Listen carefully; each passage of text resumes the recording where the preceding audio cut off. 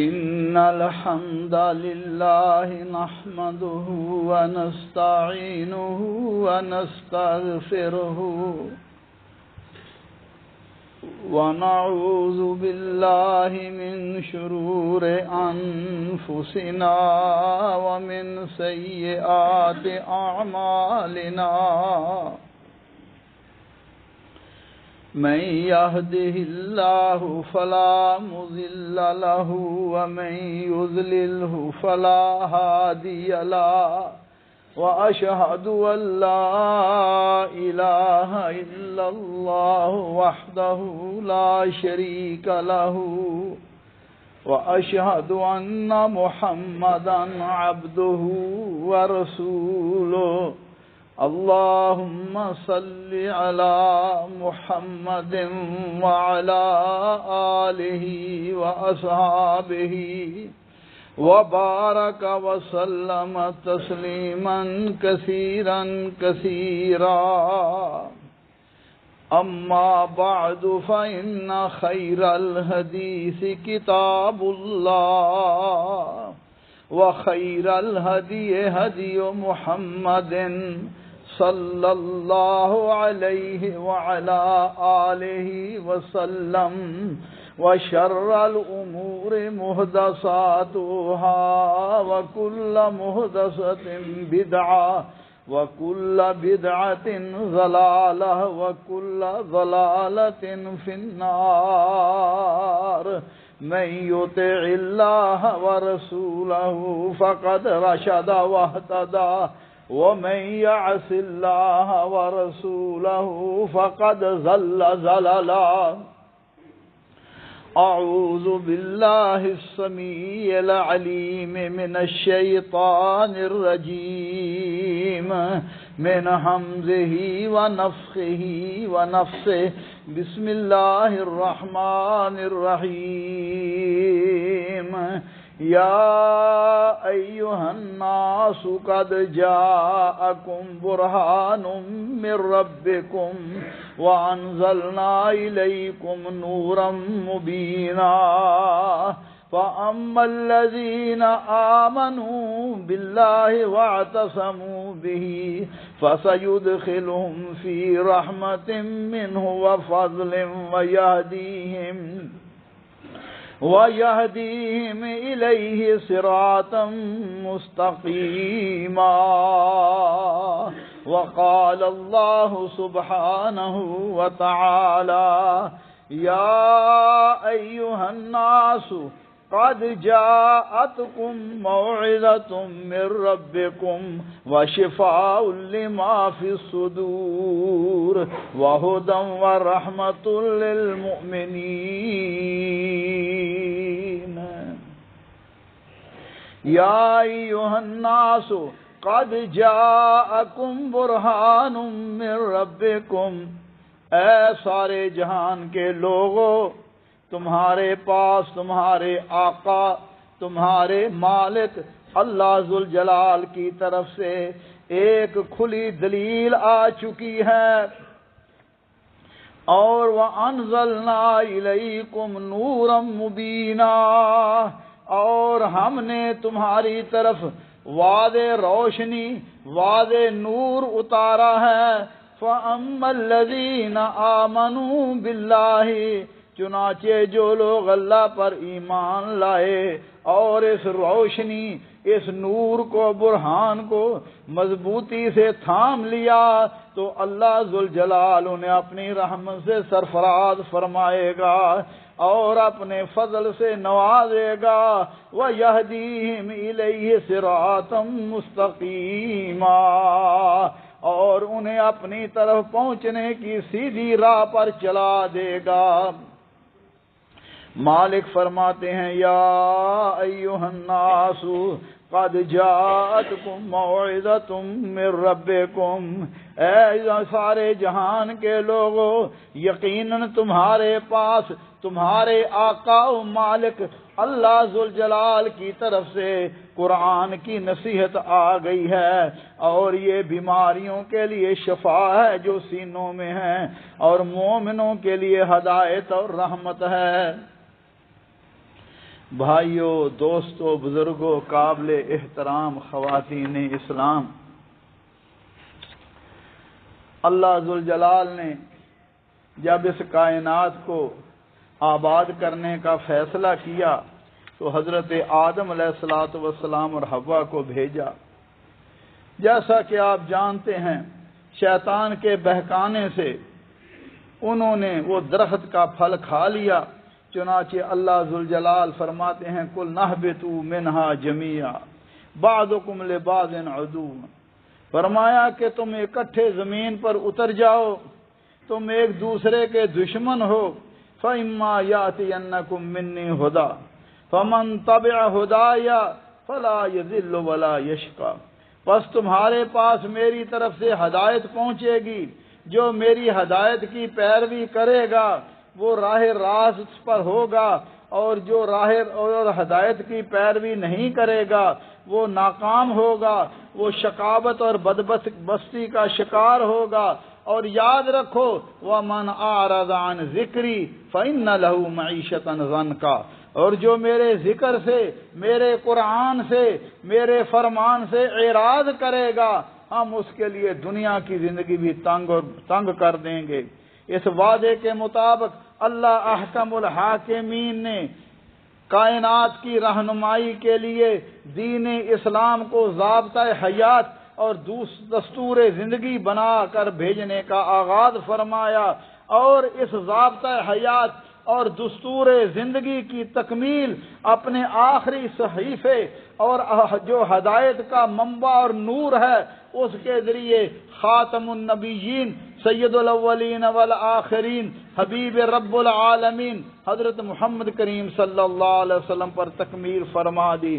میرے بھائیو دوستو، یہ قرآن اللہ ذوالجلال کی طرف سے برہان ہے، روشنی ہے، موعظہ ہے، شفا ہے، ہدایت ہے، رحمت ہے، اور اللہ مالک فرما رہے ہیں کہ دلوں کی بیماریوں کے لیے بھی، ہر اور انسان کی رہنمائی اور ہدایت کے لیے یہ قرآن اللہ ذوالجلال کی طرف سے رحمت ہے، ہدایت ہے۔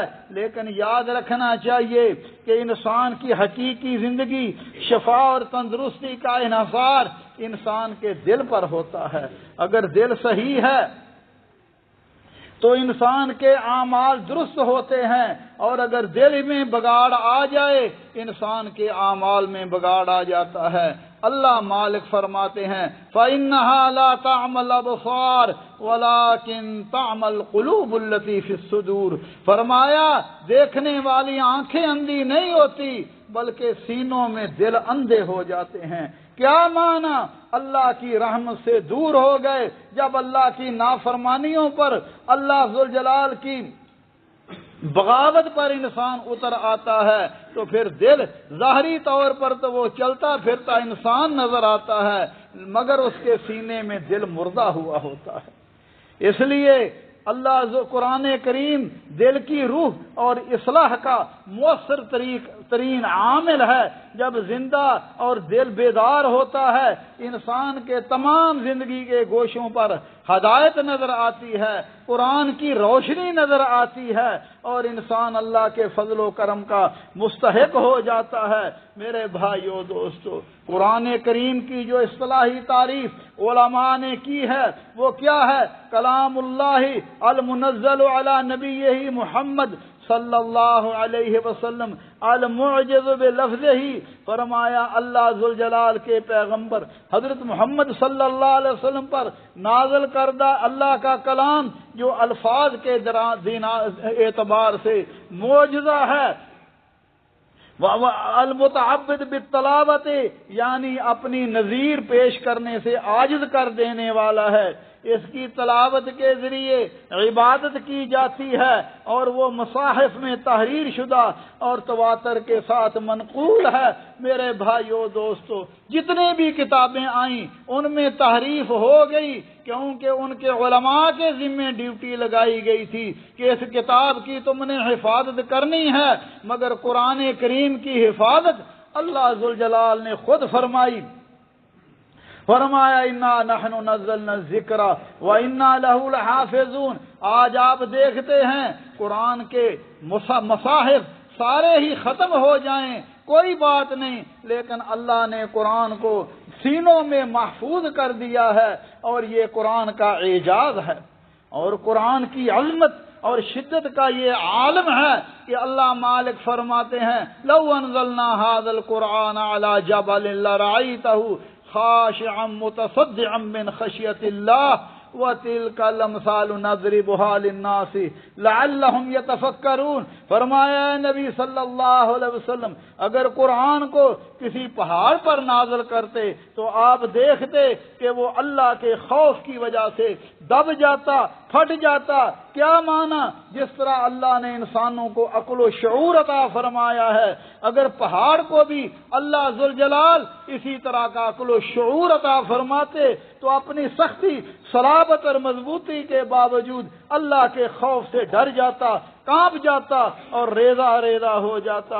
اور قرآن کی عظمت اور اس کی اونچی شان کی دلیل یہ ہے کہ اللہ ذوالجلال نے تمام انسانوں اور جنوں کو چیلنج کیا کہ اس قرآن جیسا قرآن بنا کر لے آئیں، نہیں تو 10 صورتیں ہی بنا کر لے آئیں، 10 نہیں تو ایک ہی صورت بنا کر لے آئیں۔ اللہ مالک فرماتے ہیں قُلْ لَئِنِ اجْتَمَعَتِ الْإِنسُ وَالْجِنُّ عَلَىٰ أَن يَأْتُوا بِمِثْلِ هَٰذَا الْقُرْآنِ أَلَا إِن يَأْتُوا بِمِثْلِ هَٰذَا الْقُرْآنِ لَا يَأْتُونَ بِمِثْلِهِ وَلَوْ كَانَ بَعْضُهُمْ لِبَعْضٍ ظَهِيرًا۔ اے پیغمبر کہہ دیجئے اگر تمام انسان اور جن مل کر اس قرآن کی نظیر بنا کر لانا چاہیں تو اس کی مثل نہیں لا سکیں گے، خواہ وہ ایک دوسرے کے مددگار نہ ہو جائیں۔ اور دوسرے مقام پر فرمایا وَإِن كُنتُمْ فِي رَيْبٍ مِّمَّا نَزَّلْنَا عَلَىٰ عَبْدِنَا فَأْتُوا بِسُورَةٍ مِّن مِّثْلِهِ، اور فرمایا ایک صورت ہی بنا کر لے آؤ۔ لیکن اس وقت بھی لوگ عاجز تھے اور آج بھی قیامت تک آنے والے لوگ عاجز رہیں گے، قرآن جیسی شکل، قرآن جیسی صورت بنا کر نہیں لا سکتے۔ میرے بھائیو دوستو، یہ قرآن ہدایت بھی ہے، یہ شفا بھی ہے۔ فرمایا وَشِفَاءٌ لِّمَا فِي الصُّدُورِ، دلوں کی بیماریوں کی شفا ہے۔ بے شک نفاق، حسد، کینہ، بغض اور اس جیسی دھوکہ فریب یہ دلوں کی بیماریاں ہیں، اور قرآن ان کے لیے بھی شفا ہے۔ اور جن لوگوں نے قرآن کو تھاما پھر اللہ ذوالجلال نے ان سے کینہ ختم کر دیا، حسد ختم ہو گیا۔ کل تک وہ ڈاکو اور لٹیرے تھے، آج وہ لوگوں کے رہبر بن گئے، لوگوں کی حفاظت کرنے والے بن گئے۔ کل تک جو لوگوں کو قتل کرنے والے تھے، آپس میں لڑنے والے تھے، وہ آپس میں بھائی بھائی بن گئے، یہ قرآن کی وجہ سے، کیونکہ قرآن شفا بھی ہے اور ہدایت بھی ہے۔ اسی طرح جسمانی بیماریوں پر بھی اگر قرآن پڑھا جائے، اللہ کا کلام پڑھا جائے، اللہ شفا دیتے ہیں۔ اور قرآن تو وہ ہے، میں اور آپ ذرا اپنا اپنا حساب کریں، کیونکہ اللہ مالک تو فرماتے ہیں قرآن سننے سے، قرآن پڑھنے سے دلوں میں اللہ کا خوف آ جاتا ہے، اللہ کا ڈر آ جاتا ہے۔ کیا ہمارے اندر بھی آتا ہے؟ فرمایا انما المؤمنون الذين اذا ذكر الله وجلت قلوبهم واذا تليت عليهم آياته زادتهم ایمانا وعلى ربهم يتوکلون۔ فرمایا مومن تو ہے ہی وہ، اللہ کا ذکر کیا جاتا ہے ان کے دلوں میں خوف پیدا ہو جاتا ہے۔ فرمایا اللہ کا ذکر سن کر وہ کانپ اٹھتے ہیں، اور جب اللہ کی آیتیں پڑھی جاتی ہیں اور فرمایا ان کا ایمان بڑھ جاتا ہے، وہ اللہ پر بھروسہ رکھتے ہیں۔ اور اہل علم کے بارے میں فرمایا، اہل قرآن کے بارے میں فرمایا، قرآن پڑھتے ہیں، روتے ہیں، سجدے میں گر جاتے ہیں۔ کبھی ہمارا بھی یہ حال ہوا؟ عمر رسول اللہ کے سب سے بڑے دشمن تھے، ایک دن ارادہ کیا آج محمد کو قتل کر دیا جائے گا، تلوار لے کر گھر سے نکلے، مومن راستے میں ملتا ہے، عمر کدھر جا رہا ہے؟ کہتا ہے محمد کو قتل کرنے کے لیے۔ فرمایا پہلے گھر کی خبر لو، تیری بہن مسلمان ہو چکی ہے۔ گھر میں آتے ہیں، بہن سے چند آیتیں قرآن کی سنتے ہیں، فوراً ہی طبیعت بدل جاتی ہے، کہتے ہیں بہن مجھے محمد کے پاس لے جاؤ، میں اسلام قبول کرنا چاہتا ہوں۔ رسول اللہ صلی اللہ علیہ وسلم کی خدمت میں حاضر ہو کر اسلام قبول کرتے ہیں۔ اللہ نبی صلی اللہ علیہ وسلم نے حضرت مصعب بن عمیر کو مدینے بھیجا۔ اسد بن زرارہ مدینے کے بہت بڑے سردار تھے، گھر سے نکلتے ہیں مسلح ہو کر، آج مصعب کو قتل کر دیا جائے گا کیونکہ یہ نیا دین لے کر آیا ہے۔ جاتے ہیں، حضرت مصعب قرآن کی چند آیتیں پڑھ کر سناتے ہیں، فوراً مسلمان ہو جاتے ہیں۔ میرے بھائیوں، قرآن اثر کرتا ہے۔ سمامہ بن عافال نجد کا حاکم تھا، نجد کا بڑا آدمی تھا، صحابہ نے قید کر لیا، مسجد نبوی میں 3 دن تک رکھا، کھانا بھی دیتے رہے، وہ قرآن بھی سنتا رہا۔ آپ نے کہا سمامہ کو چھوڑ دو، آزادی مل گئی۔ باہر جا کر باغ میں جا کر غسل کر کے واپس آ کر کہتے اشہد ان لا الہ الا اللہ و اشہد ان محمدا عبدہ و رسولہ۔ یا رسول اللہ، اسلام لانے سے پہلے آپ کا چہرہ مجھے سب سے برا لگتا تھا اور یہ مدینہ بہت برا لگتا تھا، لیکن اب صورتحال بدل گئی ہے۔ اللہ کی قسم، اب آپ کا چہرہ مجھے سب سے زیادہ محبوب ہے اور یہ مدینہ شہر مجھے سب سے زیادہ محبوب ہے۔ قسم خدا دی دساں گل ایمان دی، اس تو پہلا نہیں سی شکل تد پام دی، شہر مدینہ سن کے جان سڑ جام دی، اے دوویں مکرو دسن وچ سنسار دی، پر قسم خدا دی ہن آیا انقلاب آ، چہرہ تو ساڈا دسدا وانگ مہتاب آ، شہر مدینہ سوئے وانگ گلاب آ، اے دوویں محبوب ڈاڈی رحمت غفار دی، چوک مدینے والے احمد سردار دی۔ میرے بھائیو دوستو، یہ قرآن کا اثر تھا۔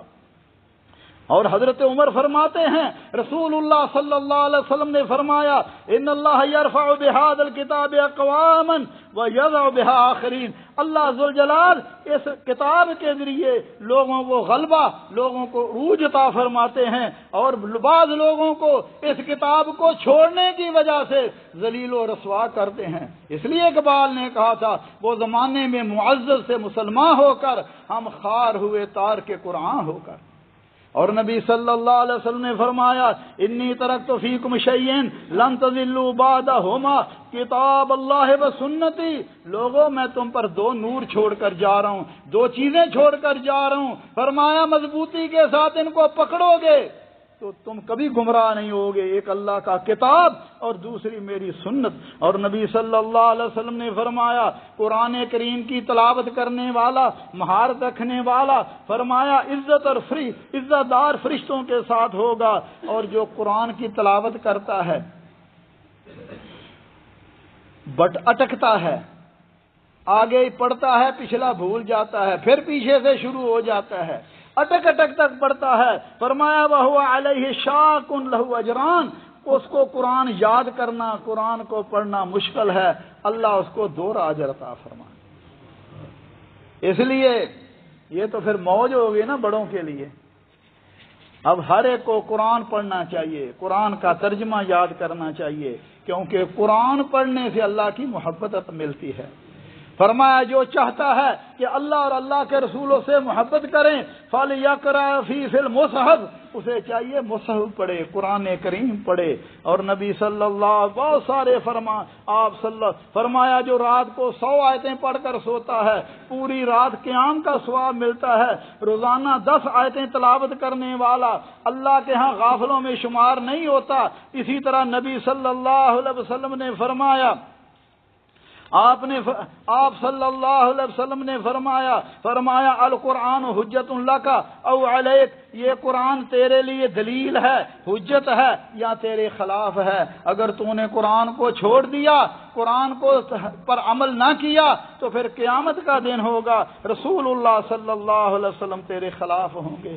آپ فرمائیں گے یا رب ان قوم اتخذوا هذا القرآن مہجورا، یا اللہ میری اس قوم نے قرآن کو چھوڑ دیا، قرآن کو انہوں نے نہیں پڑھا، قرآن کو پر انہوں نے عمل نہیں کیا۔ نبی صلی اللہ علیہ وسلم نے فرمایا القرآن شافع مشفع، فرمایا یہ قرآن قیامت کے دن بندے کی سفارش کرے گا، اس کی سفارش قبول کی جائے گی۔ یہ اپنے پڑھنے والوں کے بارے میں جھگڑا کرے گا اور اپنی بات منوا لے گا۔ فرمایا من جعلہ امامہ قادہ الی الجنہ، جس بندے نے قرآن کو اپنا رہنما بنا لیا، پیشوا بنا لیا، اسے یہ جنت میں لے جائے گا۔ اور فرمایا جس نے قرآن کو چھوڑ دیا، پیٹھ پیچھے ڈال دیا، ساقہ الی النار، اسے یہ جہنم میں لے جائے گا۔ اسی طرح نبی صلی اللہ علیہ وسلم نے فرمایا من اراد العلم فلیصور القرآن، فرمایا جو بندہ علم حاصل کرنا چاہتا ہے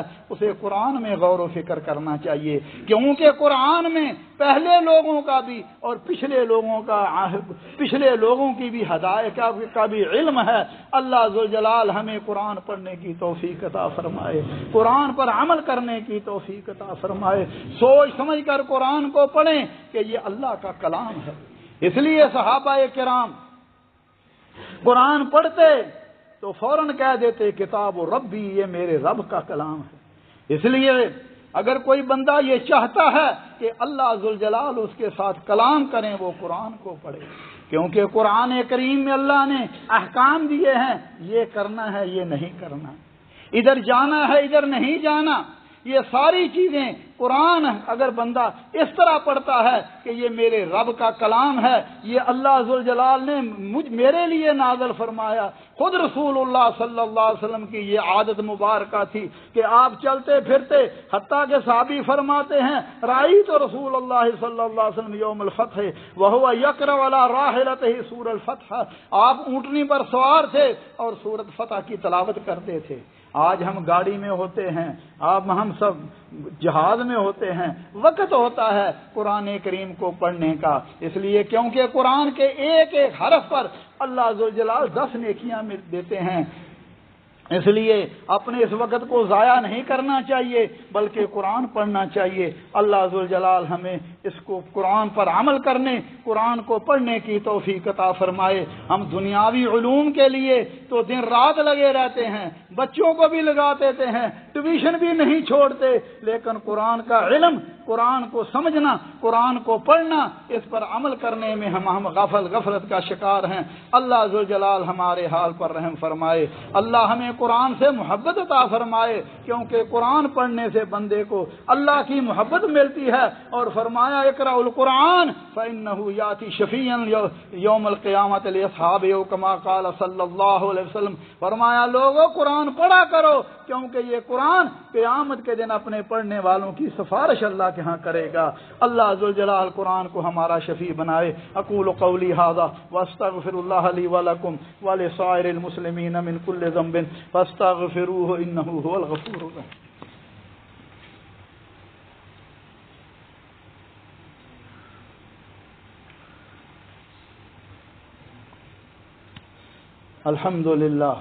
الحمد للہ وسلام علی عبادہ الذین اصطفیٰ، اشہد ان لا الہ الا اللہ وحدہ لا شریک لہ واشہد ان محمدا عبدہ ورسولہ صلوات اللہ ربی وسلام علیہ۔ میرے بھائیو دوستو، قرآن کریم ہدایت حاصل کرنے کے لیے یہ ہدایت کی کتاب ہے، لہذا اسے سمجھنا ضروری ہے، لیکن جو بھی جس حالت میں بھی قرآن پڑھتا ہے اللہ کیونکہ قرآن کو پڑھنا بھی عبادت ہے، اللہ اس کا اجر عطا فرما دیتے ہیں۔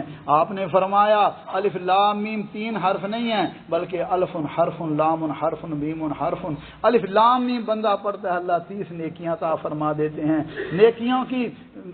نیکیوں کا موسم بہار ہے، لیکن قیامت کا دن ہوگا، لوگ ایک ایک نیکی کی وجہ سے پریشان ہوں گے، لیکن کوئی عزیز قریبی رشتہ دار بھی ایک نیکی دینے کے لیے انسان کو تیار نہیں ہوگا۔ میرے بھائیو دوستو، قرآن کریم اللہ نے نہ فرمایا وَيُعَلِّمُهُمُ الْكِتَابَ وَالْحِكْمَةَ، محمد کریم صلی اللہ علیہ وسلم تمہیں کتاب بھی پڑھتے ہیں، پڑھ کے سناتے ہیں، اس کی حکمت، اس کی تفسیر بھی بتلاتے ہیں۔ قرآن کریم کی تفسیر یہ صحیح احادیث کی روشنی میں ہمارے پاس موجود ہے، کیونکہ اللہ کا وعدہ ہے ان علینا جمعہ وقرآنہ فاذا قرأناہ فاتبع قرآنہ ثم ان علینا بیانہ۔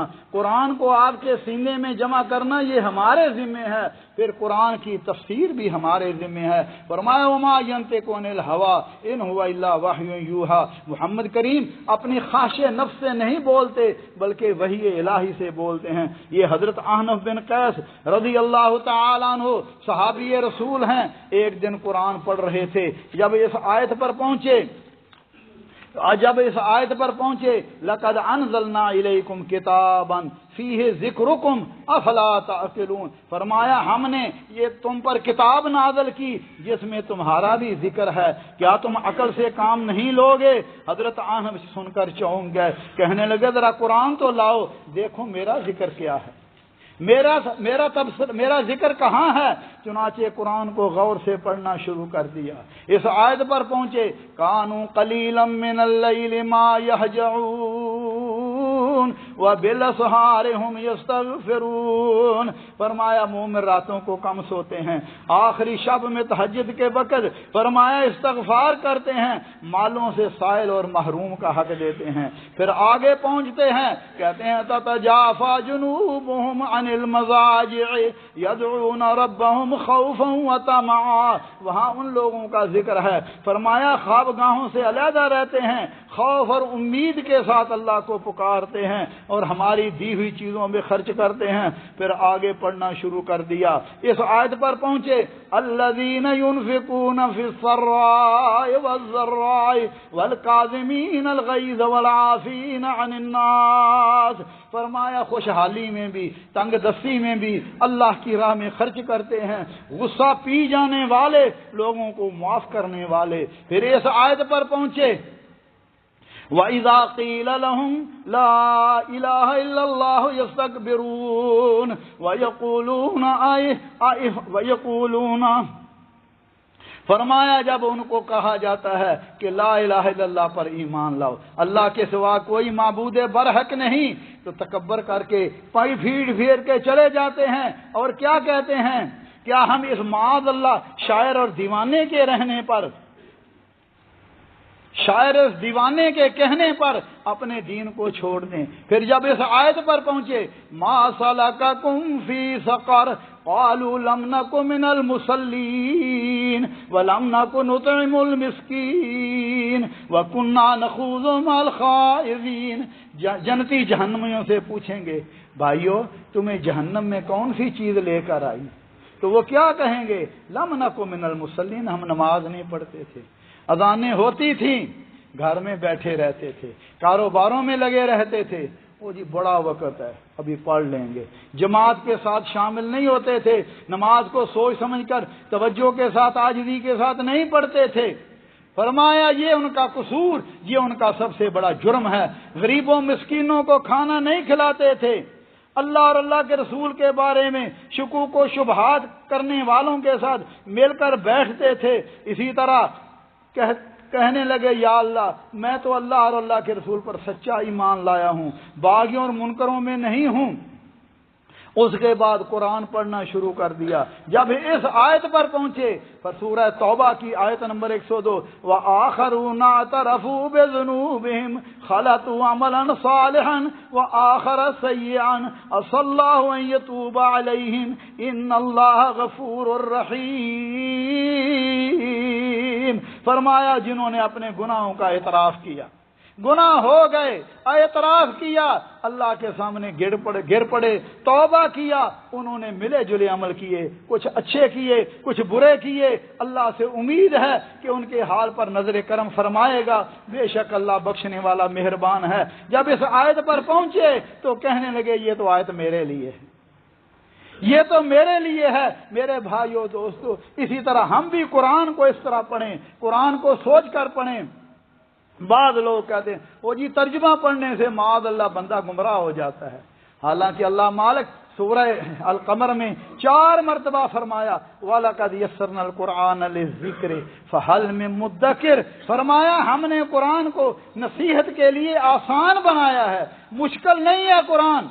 ترجمہ تمہارے پاس ہو چکا ہے، قرآن کریم کے تراجم زبانوں میں ہو چکے ہیں۔ بھائیو قرآن کو ترجمے کے ساتھ پڑھو، اور اس کو اس لیے پڑھو، عمل کے لیے پڑھو۔ اور فرمایا افلا یتدبرون القرآن ام علی قلوب اقفالها، قرآن پر غور کیوں نہیں کرتے، تدبر کیوں نہیں کرتے؟ کیا تمہارے دلوں کو تالے لگ چکے ہیں؟ اس لیے لیکن آج کل قرآن کی تفسیر بھی اللہ کی طرف سے ہے، وہ صحیح احادیث کی روشنی میں ہمارے پاس موجود ہے۔